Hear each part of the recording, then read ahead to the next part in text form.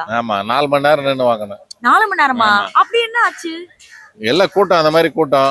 இது வந்து அழகா வந்து பேங்க் எல்லாரும் வீடு வீட டோக்கன் கொடுத்தாங்கல்ல, அந்த டோக்கன் கொடுக்குற மாதிரி கொடுக்குறவங்களே அப்பயே வந்து கார்டை வாங்கி பார்த்துட்டு பேங்க் அக்கௌண்ட் நம்பர் வாங்கிட்டு எல்லாருக்கும் அக்கௌண்ட்ல போட்டிருந்தா இவ்வளோ பிரச்சனை கிடையாது. எவ்வளோ வயசானவங்கள கால் வலி இது வலி ரொம்ப வந்து சுகர் டயபெட்டிக் பேஷண்ட் எல்லாம் பாவம் நிற்க முடியாமல் மயக்க வருது, அதெல்லாம் வந்து ரொம்ப கஷ்டப்படுறாங்க. அந்த மாதிரி இல்லாமல் அழகாக வந்து அக்கௌண்ட்டில் போட்டு விட்டா பிரச்சனை அவங்கவுங்க எடுத்துப்பாங்க. அக்கௌண்ட் இல்லை, நம்ம சப்போஸ் டோக்கன் கொடுக்கும்போது அக்கௌண்ட் நம்பர் கேட்குறாங்க, இல்லைன்னு வச்சுக்கோங்க, அப்போ வந்து நம்ம சரி உங்களுக்கு அக்கௌண்ட்ல அவங்கள மட்டும் நீங்கள் வாங்க வந்து கடையில் வாங்க அந்த மாதிரி வந்து கொடுக்குறான். அப்போ வந்து கொஞ்சம் அது வந்து ஈஸியாக இருக்கும். 3000 வாங்கிட்டீங்களா? வாங்கிட்டோம்மா, கொடுத்துட்டாங்களே. இன்னைக்கு ரேஷனில் வந்து 8ஆம் தேதியிலேருந்து கொடுக்க ஆரம்பிச்சிட்டாங்க. எங்கள் ஏரியாவில் வந்து 8ஆம் தேதி எங்களுக்கு வந்தது, நாங்கள் போய் வாங்கிட்டு வந்தோம்.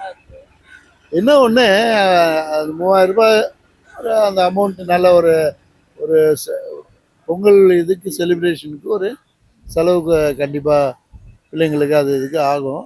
நல்ல ஒரு விஷயந்தான். சில பேர் அதிகமாக எதிர்பார்க்குறாங்க. அன்னைக்கு இருந்த பீரியட் வரமா, அப்போ பாப்புலேஷன் கம்மி, இப்போ பாப்புலேஷன் அதிகம். அதுக்கு வந்து அதே 5000 எதிர்பார்த்துட்டு இருக்க முடியாது.